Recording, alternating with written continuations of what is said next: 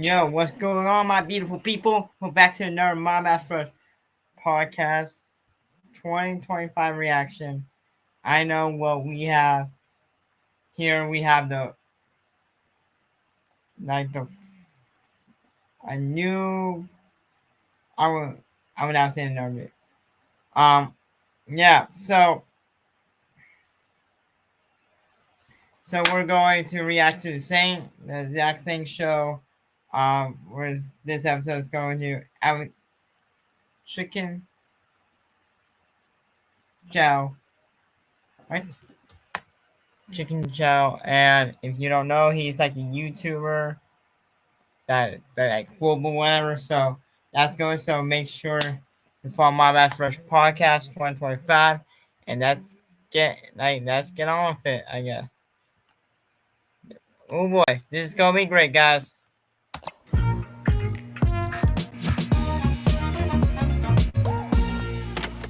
Hello, beautiful human. I am Zach. That is Daniel. Welcome to the studio for the first time ever. This is your real name, right? Yeah. Alan Chikin Chow. It's fucking the name of a star. Alan Chikin Chow. Hey. God, I'm so excited. Thanks for having me. I mean, you must get that all the time. Like, people are asking you, is it a real name? Yeah, so Chicken is my real middle name. Alan Chikin Chow is my real government name. Sick. And Chicken, it's actually my Cantonese name, Chikin. And I actually didn't know it was my middle name like throughout my whole life until I got my driver's license. And my parents were always like, "Oh, you don't have a middle name. It's just Alan Chow." And then I got my driver's license and I was like, "What is this? But why is it spelled like Chick-fil-A? It spells it like Alan Chicken. My name is Alan Chikin Chow." But then I started saying it as a fun fact in college, like, "My middle name's Chicken." And everyone started calling me Chicken in college. And it just stuck. And in Cantonese, it actually means the opposite. It means strong-willed. Oh, So, sick. yeah. Which, by the way, applies. And also, Chicken, I mean, one of the things that drives you is laughter, right? Like, you want to make people laugh. And Yeah. your name just inherently is that just when you say it. Like funny? Oh, cool. Okay. Yeah. That's news to you? I guess so. I mean, it's been my name my whole life, so it's so neutral to me. But I guess, yeah, it is a funny name. I get the same thing. Well, people ask me all the time if my name is real or fake, Yeah. and then I have to show them my ID so Exactly. they know that it's real. It's a great, Zach Sang is a great name. Yeah. Yeah. Blessed. But your parents celebrating a 30th wedding anniversary last week? Oh my gosh. What? Is that news to you? No, it's not, but that's awesome that you know that. You have a wild family. I do have a wild family. Yeah. So my dad works at NASA. My mom is the reason why I started making videos. So like I started making videos as a way to connect with my family. When I went to college, my mom and dad moved to this little town in West Virginia where they had no friends or family. And I just started making videos as a way to make my mom laugh. So she really drives all of us. She's like our purpose. And then my brother is a multimillionaire investor. Your brother leads a revolution. Yeah. That ends up changing the way people buy and sell stocks. Yeah. What? Oh, Where have I been? His brother, Alvin Chow, is at the center of Eat the Rich, the GameStop saga, which you can watch on Netflix. Yes. Yeah. Yeah. And he's one of the guys who led the GameStop investment. Yes, yeah. Yeah, it's so funny. Like many months before it all happened in the mainstream, my brother and my dad have this photo in front of GameStop being like, "Haha, GameStop." And I was like, I wasn't in the photo because I was like, "What are you guys talking about? Like, what is this?" And then my brother would Is your child struggling with a gaming addiction? Major companies behind games like Minecraft, Fortnite, and Roblox are now facing lawsuits. always tell me like, "Hey, if you have like extra money lying around, like invest in GameStop, like invest in this stock, like it's gonna be huge, like it's totally gonna be a huge deal." And I was like, "Okay, like sure, maybe like I have like a couple $1,000s," and he turned like a couple $1,000s into multi-millions within a few days. And yeah, there's all these documentaries about it, and I'm so proud of him because he's always been like that his whole life. He's always been like, Froyo is going to be huge. Like, boba is going to be huge. But he has, like, no ability to, like, invest in Froyo as, like, a 14-year-old. But with this, like, it's amazing. I love him. He actually started my YouTube channel. Really? Yeah. So around the time when Shorts was starting, he told me like, "Hey, I'm trying to show my friends your TikTok videos, but they can't search for it. Like, I want to show them like K-drama parody." And at the time, there wasn't a good search tool on TikTok, so he was like, "I'm gonna for you just upload it all onto YouTube because I think the search engine is like super powerful." Which it is. The algorithm is crazy. It's so good. Yeah, it's like powered by Google, so of course. And then I read an article that Shorts was being beta tested in India. And so I hashtag all my videos Shorts on YouTube and just left it alone for a couple months. And they were getting like hundreds of views, very little. But one of them had like hundreds of thousands of views. And we checked the analytics and the source came from unknown analytic. And it was like 99% unknown. And so I was like, oh, wow, this is Shorts. But the YouTube algorithm or analytic doesn't even know how to tell me that it's Shorts because it's so new. And from that moment, I was like, oh yeah, this is going to be huge. And now it is. Yeah, it's gone on to change your life. Yeah. Mm-hmm. So that's really interesting. Your brother is on the cutting edge, but also believes in like this, the ability to study something and understand something. Yeah. Your dad's incredibly smart. Mm-hmm. You end up making videos for your mom, but you also at the same time believe that there is a science to the videos that you make. There definitely is. Yeah. On YouTube. It's the most simple platform. And Mr. Beast talks about this all the time. Yeah, YouTube is just driven by watch time. Awesome. And that makes it the most simple platform to create on because what you're doing is like increasing the watch time of your audience. Whether it's long form or shorts or podcasts, anything, it's all about keeping people on the app.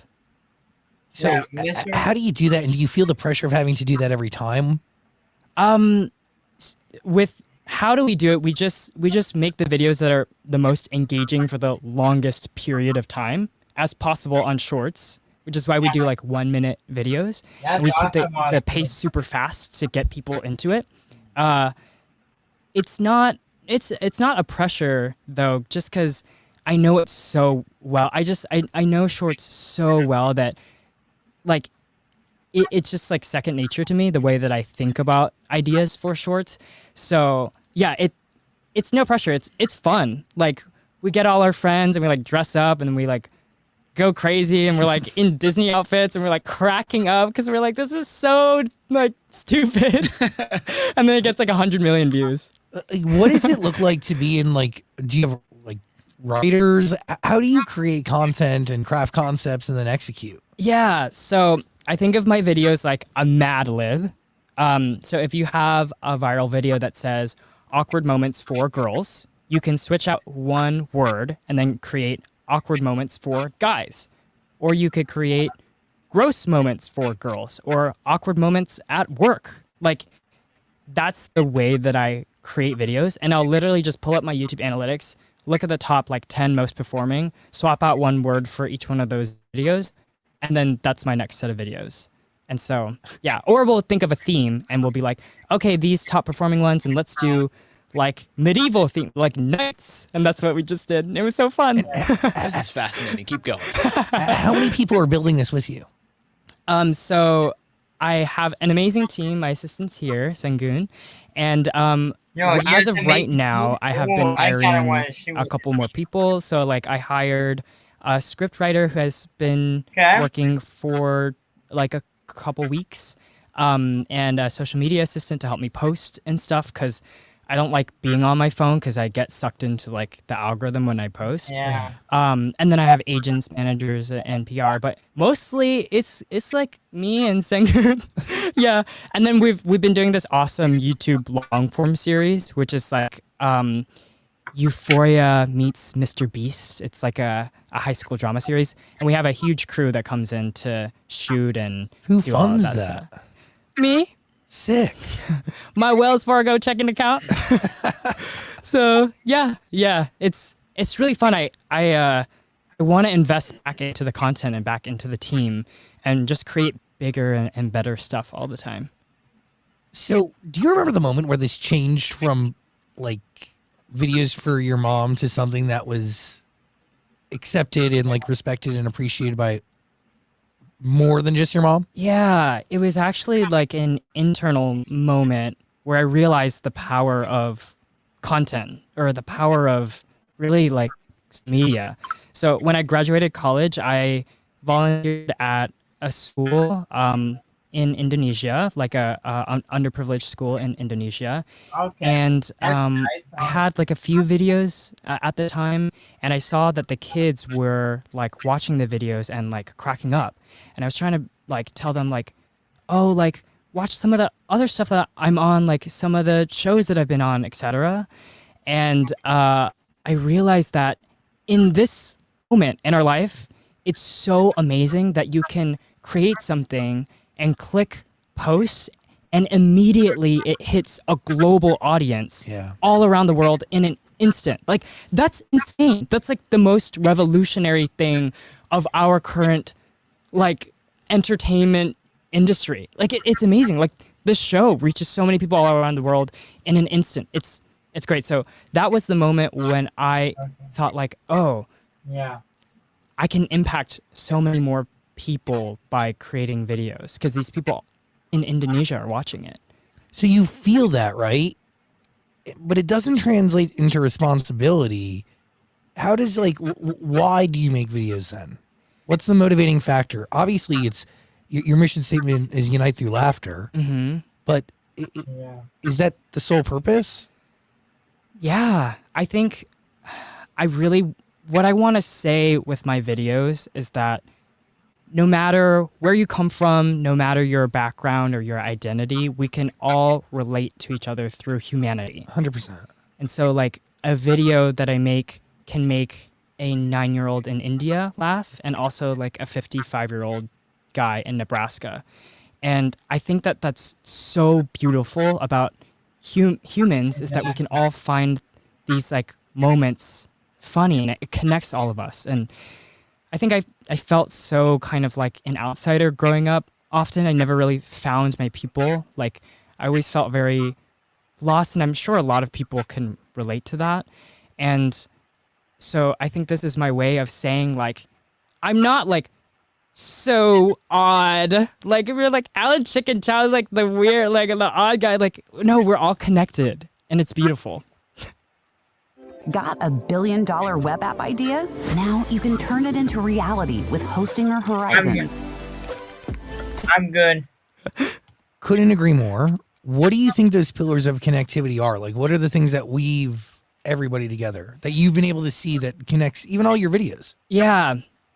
I think at the end of the day, we all want to see a happy ending. Yeah. Like we all want to see like Yeah. positivity. Like you whip out your phone and go on YouTube or TikTok, etc., because you want like release from your life that's stressful. And I think the most beautiful thing is when I started to focus on creating positive, like uplifting, inspiring content that's also funny, that's when things really started to resonate with people around the world. So yeah, we all just want to, be happy. We all want that, like happy ending. It's true. Yeah. Yeah. This is you're really fascinating. Oh, thanks. I know I'm just like keep going. I just want to listen. Oh my gosh, thank you. Is there a strategy behind your videos not having words so everybody can understand them? Yes. Yeah. So, okay. So like in our current last few years, the creators who have made a huge global impact are people who could communicate without words. And the like shows and movies that have made a global impact are also things that are global, like Wednesday and Squid Game. Like nowadays content is global, and I really believe that that's the future of content. Couldn't agree more. Yeah. We're gonna start dubbing our show. It is. Yes. It's huge. It's huge. And so, yeah, for our videos, we do like wordless action driven stories It's so that genius. people all over the world can understand it. It's like Cabby, but like times 10 with like a cast of 10. And we're doing this long form series, and it's like a 9-minute episode, and we don't talk the whole time. And so that'll probably be out by the time this comes out, and I'm excited to see how it does. Is it hard to tell a story without words? Um, And what does that look like on paper? yeah, it's I think I've been doing it for a good amount of time that it feels more second nature, and we're actually working with an amazing team who's all global, and we speak different languages. And so it's like a group of 15 of us, and we use a translator to communicate on set. And they're amazing, and they're from different countries from Europe. And we write the stories, and if we don't understand it, if there's like a small pop culture reference or something that like one of us doesn't get, it doesn't go in, you know? And so when we write it, we use translator, and it's all action-based stuff to send it to all of us. And that way we ensure that this content is being understood by people all around the world. It's really fun. Like we're like translating on set. It's like crazy. It's so fascinating. Where do you produce all this? In my apartment, like I have 2 apartments, and we turned one of them into a classroom and a cafe. And so, yeah, so it's like, it's fun. It's kind of like this. We just like transformed it. I'll be right back, guys. If my building is watching this, He doesn't do it. hi. Yeah. So when I see your video, I see 60 seconds, but how long does it actually take to make that 60 seconds? So from a writing standpoint, it takes like about an hour to write it, I'd say. And then when we shoot it, I'd say like an hour and a half. No way. Yeah, but we go fast. We're like, and we shoot 7 videos in one day because we get all the cast together, and we're like, go, go, go, go, go, and then we send it off to edit. Maybe it takes like 1 or 2 hours per video, depending on what it is. So total of like 4, 5 if you combine all the team involved. Oh wow. Yeah. I thought you were gonna say it took much longer. Damn. No. Yeah. You're really cranking these things out. We're cranking. Yeah, we're cranking. And it's so much fun. I think like the group of people that have worked together on what we do have been doing it for a while. So we're like, okay, like we're doing the scene where Alan falls in love again and et cetera, et cetera. So yeah, it's a lot of fun. I did find it fascinating because your whole career has taken an interesting path that like isn't really unique.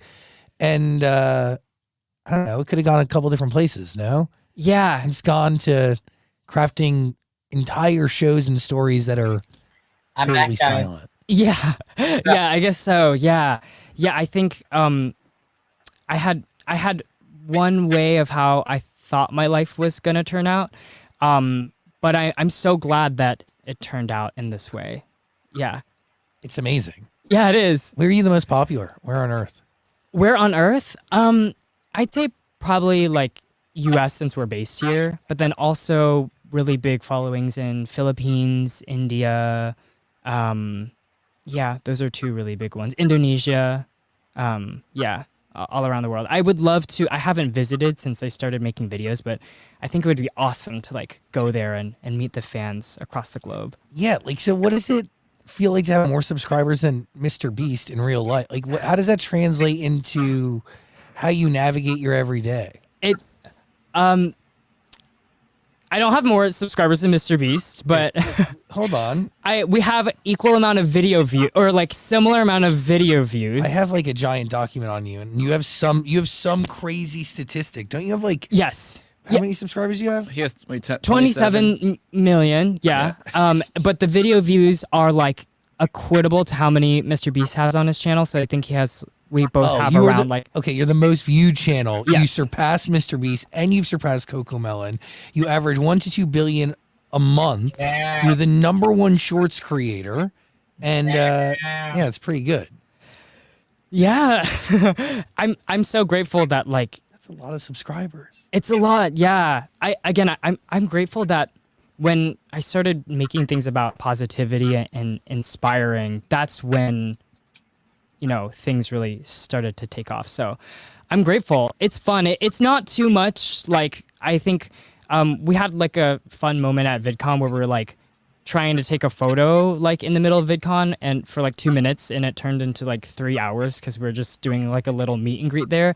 But on a day-to-day basis, I think it's still manageable right now. So yeah, it's a fun time. How do you take this? Well, do you see this as mainstream success, or do you still see this as like a digital niche?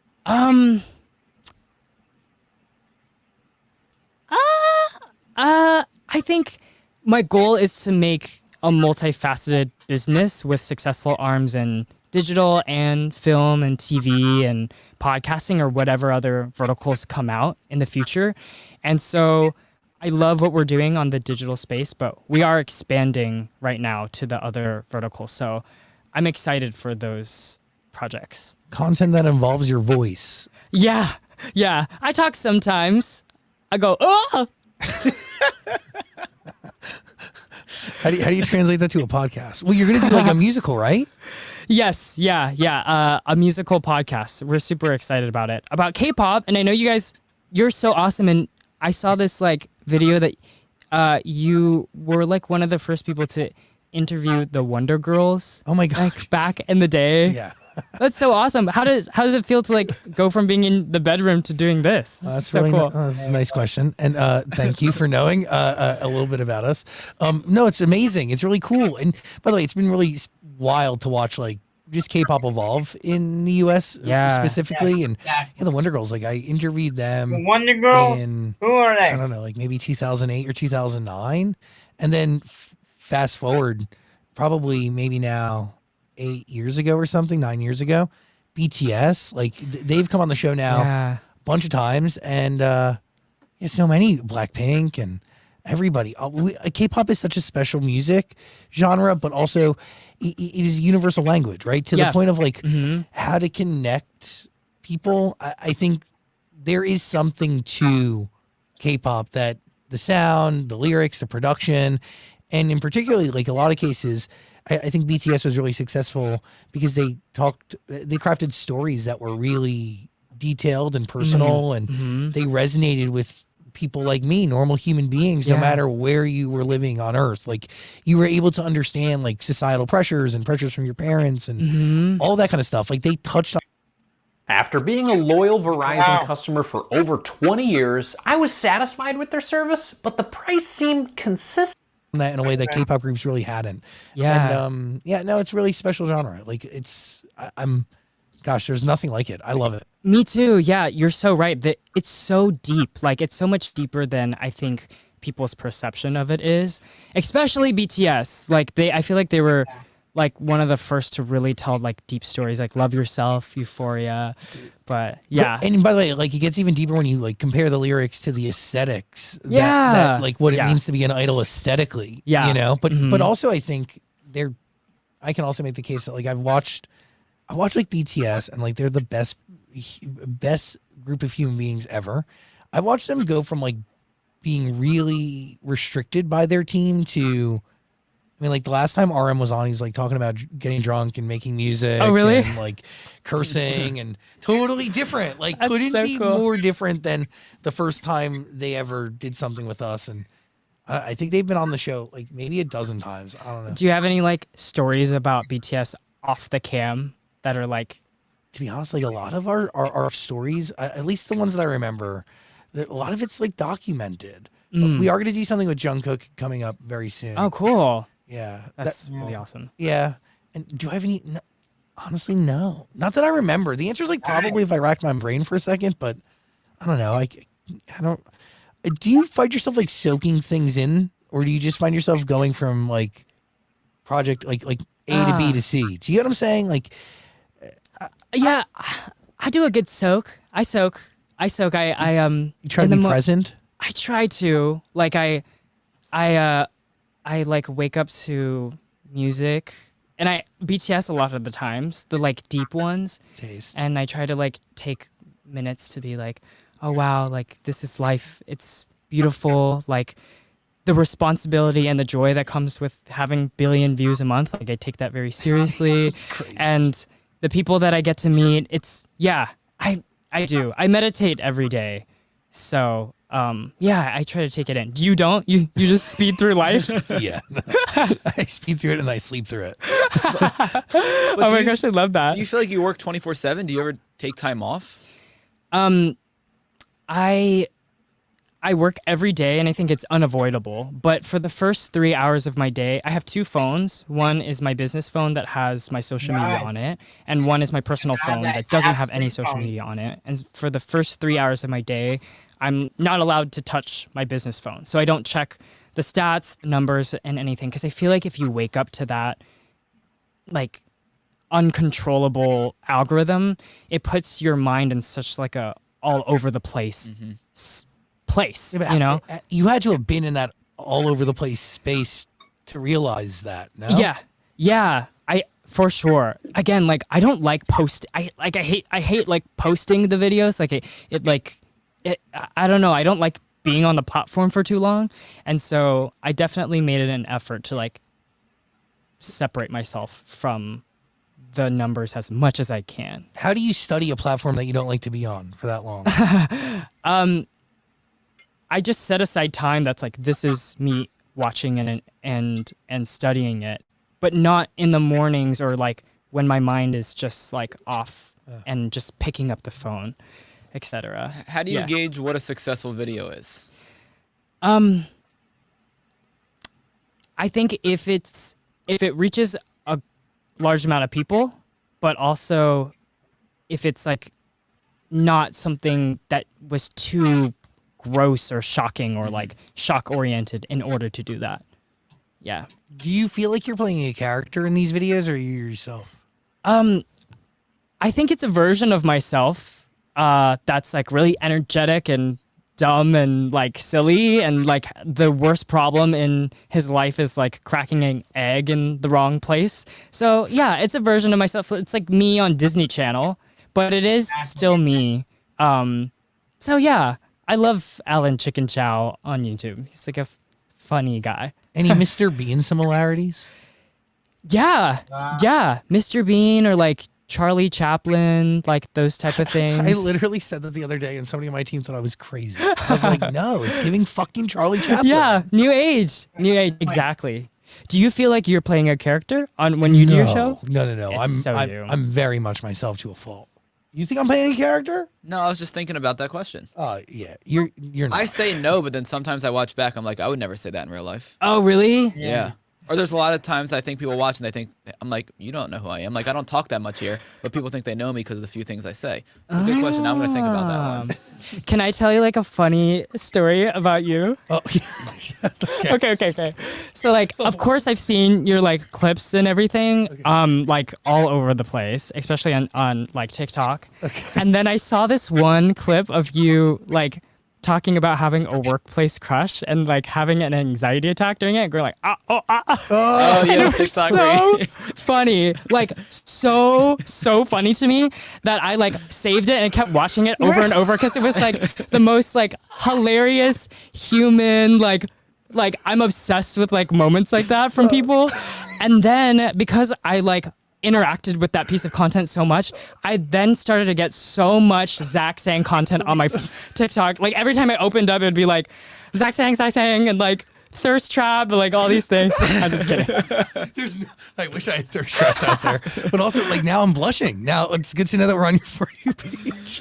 Also, like, why can't I remember the moment? I think I know. I remember but you like malfunction. You're like, is that the one you're talking about? Yeah. You don't remember that? It was like a month or two ago. It's so funny. There's just so many of them. Does that happen all the time? Yes, but I really am not myself. Oh, no, I am myself to a fault because it actually is the biggest blessing, because blessing and a curse. I'll tell you this. Sometimes it doesn't feel like work to a point where it's not good because I'm just being myself. And then I do really love like when people get to know me and they've known me already.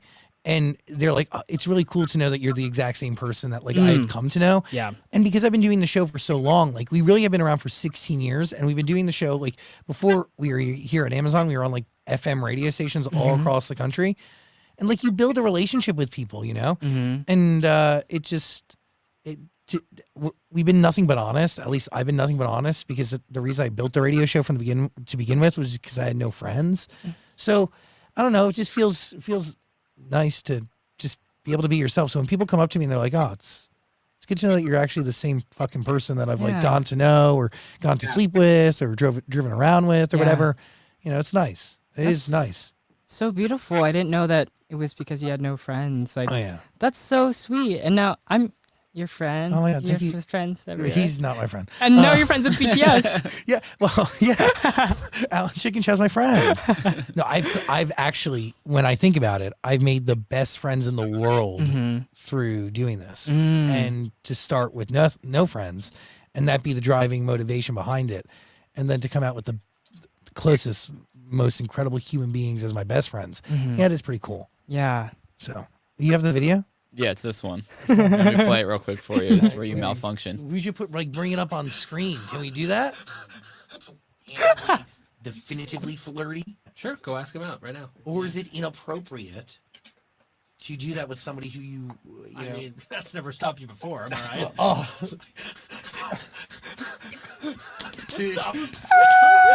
Sorry, Such a good moment. You're right.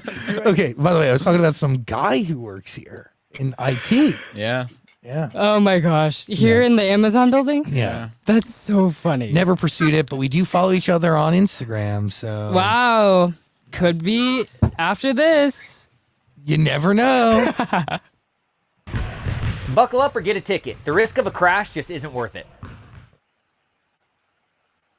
Dialpad AI works for you and your customers. I don't care. It won't fall in love with them, but it Probably not. Speaking of relationships, Chelsea is her name, right? Is Is that your girlfriend in real life, or is that just like a on-screen one? Oh, what do you think? How does it? How does it play? Shit. I thought it was only on screen. Uh-huh. Then as I watched more, I was like, wait, is this real? It's so funny. No, we're not dating in real life. She's like, yeah, but she's my best friend. That's cool though. Do you like really work with your do you create with her outside of do you only make this stuff with her? Oh, do we hang out outside of filming? Yeah. Yeah, of course. Okay, got it. Yeah. I love her. She's one of my best friends. We've been friends since college. Oh, sick. Yeah. But it's so funny that people think that because I will then have videos where I'm like kissing other girls. Well, that's what I saw, and I was wondering, I was like, does she have to approve this? But yeah, she's a great friend, and I love her so much. Who are the other people in your videos? Like, how did you find them all? Because you have like 4 or 5 main people that you work with. Yeah. So Chelsea Sick, and then Michelle Park, who is, we're all like related like to each other in some way. But yeah, Michelle is like an actress that I worked with on another project who I thought was really cool, and so I brought her into the videos as well. And then a guy named Mike Bo, who's an amazing actor. He's on the CW show Kung Fu, and he's great. And we've been friends for like 6-7 years too. So a lot of them are like friends of mine who I've known for a long time, and we get to do this together. Which is why when we make videos, and also Haven, who is also a longtime friend. We're like so dumb and stuff because we've known each other so long, so we're like able to just be like stupid. I feel like the chemistry is more there. Absolutely. You can be vulnerable, you can be free, create, see what works. Exactly. Yeah. How are you writing this musical podcast? We're in the process of writing it now. And there are a lot of musical podcasts out there. And I think it's a genre that's gonna really take off in the future. But we're still like in the early stages, so it's not like too much I can share yet. Yeah, but I'm excited about it. Are you rich? What does that mean? I mean, my brother's rich. Sick. compared to my brother. I mean, like I don't know, but yeah. What do you consider rich? I don't know. I don't know. It's kind of relative, right? Money's relative. Yes. And you could be rich in other ways. You know, how do you define rich? I'm rich in my friendships and my keep going bank account. But what I wanted to ask, because we have our channel, and some of our YouTube shorts do okay, not as good as yours, but like YouTube Shorts doesn't. You think? Listen. Give us make it clear that we don't do as well as. Give us a little bit of credit here. It doesn't pay well.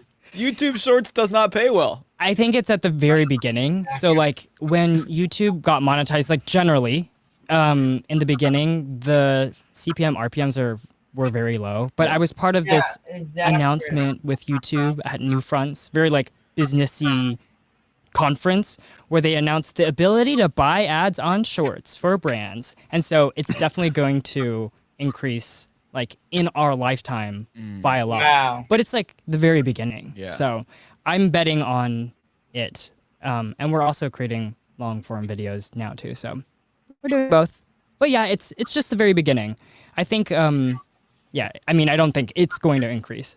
Yeah. I want to see a whole show. I want to be a part of the universe. Yeah, do you want to? Yeah, the Alan Chikin Chow world. Yes. Come be a part. Oh yeah. Oh yeah. Yeah. We always are like about to kiss and then like looking at camera. Oh, that's the new show that we're doing. It's like Euphoria but on YouTube and like less nudity. And so like it's a lot of like, oh, I accidentally spilled coffee on your like bra and like let me wipe it off like literally. Yeah, so it's fun. Come be a part. But it's all silent? Yeah. Yeah. Interesting. Yeah, it's driven by music. Who's scoring it? Your mom. One of the global team that we have. That's crazy. Yeah, who also doesn't speak English, so we all communicate through like translator on Telegram. This is. I have. Oh wait, I have the theme song, and I sang it myself. Can I play it? Yeah, duh. Okay. It's the first time I ever sang, but like, this is the theme song.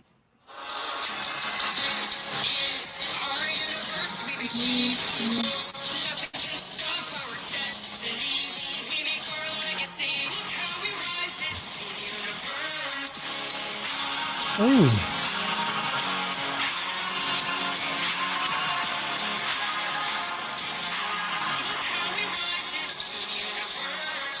Fuck yeah, that sounds great. Isn't that fun? Yeah. That sounds amazing. We're like trying to like draw from like that's actually K-pop because it's like like anthem style feel. So. No, totally anthemic, and you sound great. Thanks. It was my first time singing. It was like fun. It was fun to do. Is this geared towards young adults? Is it geared towards families? What's the demo on the show? I think it's I think we're gonna figure it out as we go. But right now it's definitely like more dramatic and sexy. So I think like YA-ish. Yeah, for now. But like the thing that's great about YouTube is like you figure it out as you go and see like what works, what doesn't work. And yeah, so I think we're gonna keep going and figure it out. I'm sure you felt that way when you were creating this. Like you found your audience as you were creating. I don't even know if we found them. We're still looking. We're still looking for it. Where the fuck? Where you at? Where you at? Show yourself. Really? No, I don't know. It's very, we've been doing it for so long. We definitely have an audience, obviously. Mm-hmm. But because we've been a few different places for so long, people know us from different stuff. Right? Like, you know us from YouTube, you know us from our podcast, you know us from the radio, you know us from Amazon Music, you know us from TikTok. Like, when I get recognized every day, a bunch of times a day, and everybody has like something different, and a lot of times it's based on like where you are in America, like where you grew up. Oh, interesting. Or that clip. Or that you go, yeah. But that was from our regular show, so we started filming our regular radio show and putting those clips out there because we do more than just interviews. And we were like, wait a minute, people need to see this too. Oh, interesting. Yeah. Wow. Look at you guys. It's very cool. We're figuring it out. The reason I was asking you about do you feel like you're working 24/7 is because I cut all of our clips and I run all of our social media. Yeah. And I feel like I'm doing it 24/7, like Sunday morning, Thursday night. Like I feel like I'm just constantly posting. And if I post something that flops, I'm immediately like, fuck, what's next? Then I start to like scramble, like I got to get this clip up there. So I didn't know if you felt that way too, where it's constantly like go, go, go, go, go. Something's not performing well. What could I do next to fix that? Yeah, I think I do work every day, but it's just not 24/7 because I think I need to be in the right headspace and have some sort of separation, or else I'll feel like my life value is tied to the amount of views that I get, which is so untrue. Like we all have value outside of and then the views. Though. Yeah. So if a video doesn't perform well, though, like would you get in a headspace where you're overthinking it, or you just kind of move on and say like, all right, on to the next? Definitely just move on. Like I try to look at them all as like it's kind of like a business. It's like, okay, of these 10 things, like what did well and what doesn't do well, like let's stop doing what doesn't do well and do what does well. And so like, yeah, I'm thankful I worked for another creator before I did this full time, so I'm thankful to be able to have experienced that in like a work setting before I did it myself. Yeah. So I could have that separation. Yeah. Yeah.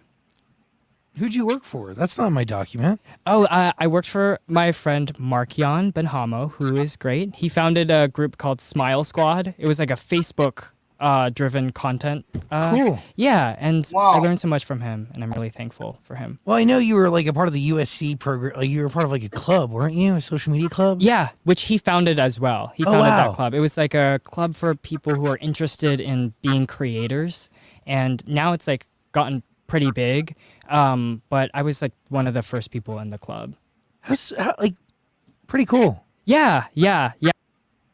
Customers and employees today expect instant, always-on service at their fingertips. But keeping up with their rising expectations can stretch even the best teams to their limits. That's why at Freshworks, we're introducing Freddy AI Agent, the people-first AI solution designed to support both customers and employees. Freddy AI Agent is always on, working around the clock to support your customers and employees across all your channels. Freddy AI Agent is autonomous. It doesn't just follow a script.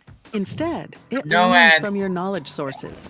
USC is the place to have a club like that. And actually, a lot of the people from that club ended up being like pretty big stars, like Party Shirt, Mia Finney, Markian. Yeah, good group. You grew up in West Virginia.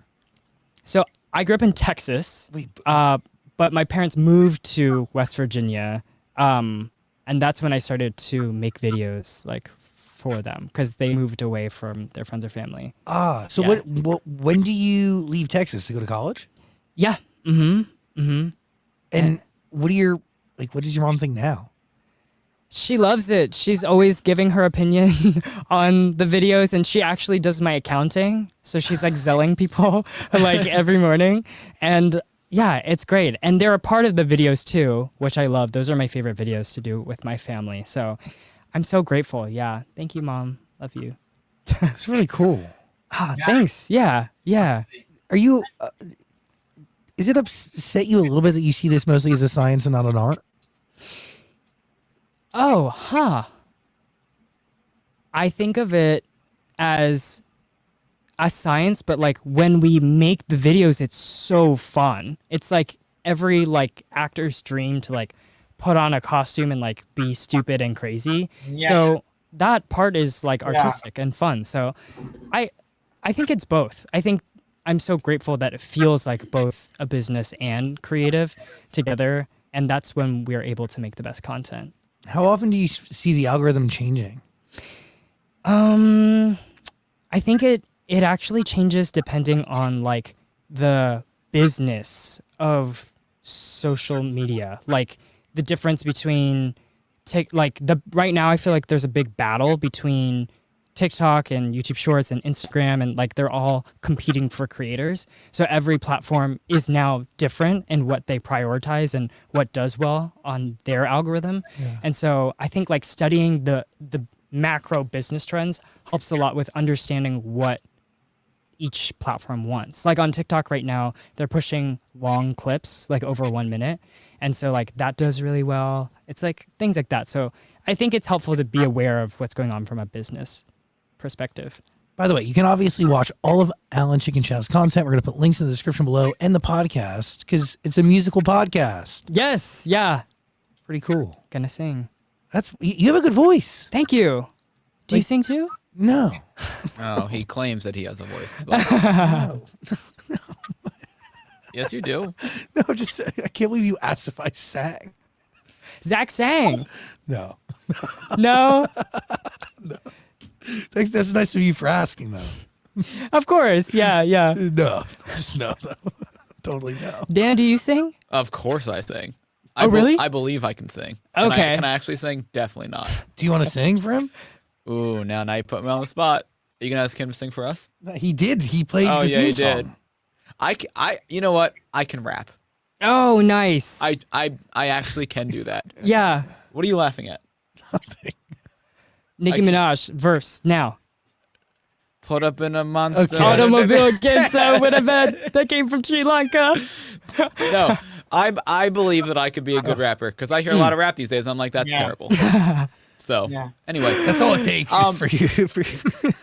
I do have one or two more questions. Yeah, sure. The red flannel. Did that choose you, or did that just become something?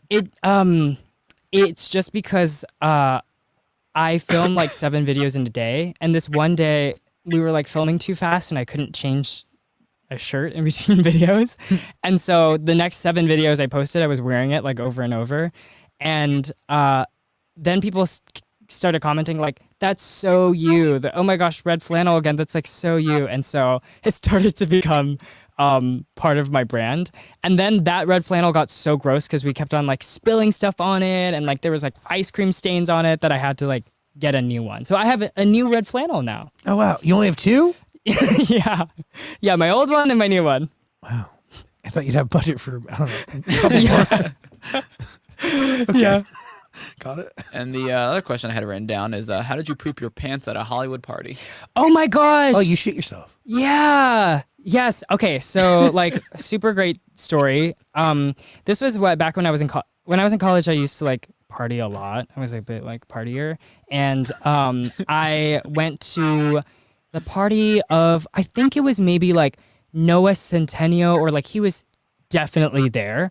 And my friend invited me, and I was very new to LA at the time, so I was like so excited, and I was like, oh my gosh, like Hollywood party with a bunch of stars. And there were a ton of people there from like the YA era, like Noah Centennial and like Amber Montana. I don't know if you guys know her from like Haunted Hathaways, and and so I was like, oh my gosh, and I had just eaten Panda Express like before on an empty stomach, and we were like, yeah, like so lit.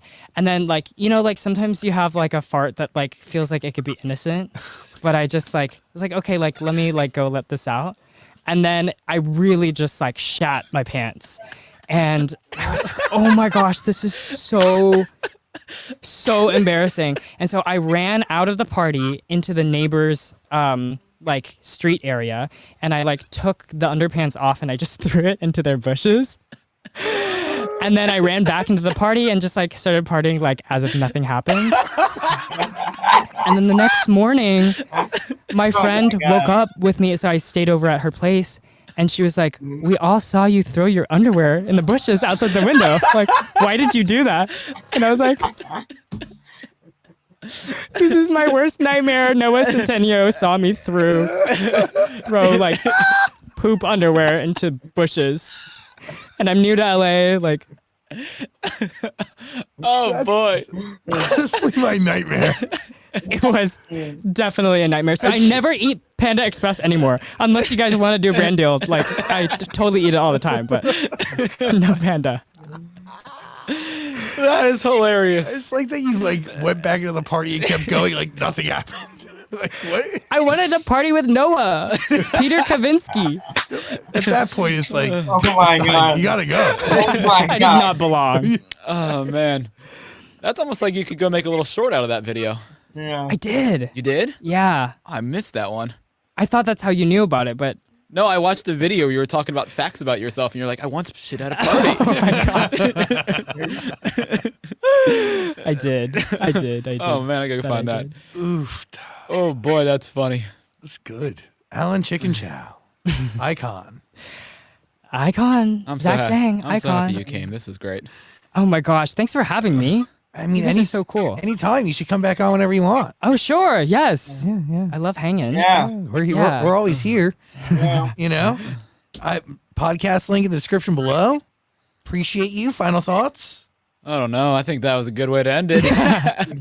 You are really an incredible human being, and Thank your you. responsibilities always end up aligning in the right places. And you do a lot of really good work too, a lot of charitable work, and you're a good guy. Thank you. I appreciate it. So are you. Yeah. Well, we should get back to more charity, Dan. I do have a question. Yeah. Does your dad know about the aliens? He works for NASA. Oh, Good question. I should ask him. Yeah. What does I he need do to ask for him. NASA? He works on the mission to go back to the moon. But Casual. Okay. Cool. Artemis? Isn't it Artemis? I'm not sure exactly what it's called, but isn't it weird that we haven't gone back to the moon? though? I've always wondered that. Okay, you Like- you're not gonna go on the internet and let's be that guy. No, right let's now. no. Tell us your thoughts. But like, if we did it once, why can't we do it again? That everybody keeps saying government funding. That's the excuse people give us. I'm like, they can do it. I feel like they could do it. Like, how much money does it take? I could probably look that up. No, I'm not gonna be a conspiracy theorist right now, but No, but that's a question. it is weird. Yeah, it's like a true. It is interesting because if you look, the humans were on the moon in 1969. Nice, but also, like, what's taken? What is that? 60 years? You can get to the moon 60 years ago. You can get there again easily. Yeah. We have self-driving cars. We should be able to reach the moon. You guys. Yeah. Alan Chicken Chow, everybody. Bye. Oh, okay, bye. What do you- I just thought it's interesting that your brother kind of started the whole to the moon trend, and your dad is working on getting to the moon. Yeah, and then now we're doing Alan's universe, and our themes are planets and the moon. I think it's all subconscious. Really? Mm-hmm. And the universe, the song that I just played was like, "This is our universe." We're off. Yeah. I feel like you know what's going on with the aliens, and you're just playing dumb. Your dad has answers. Alan Chicken Chow, everybody. Make sure you subscribe. So, on that podcast, make sure you subscribe. Make sure you go follow my Master's podcast for all these having them. I'll see you all there, guys. Fusion cores are Now, you know, guys. I will see you all there, guys. Bye, guys.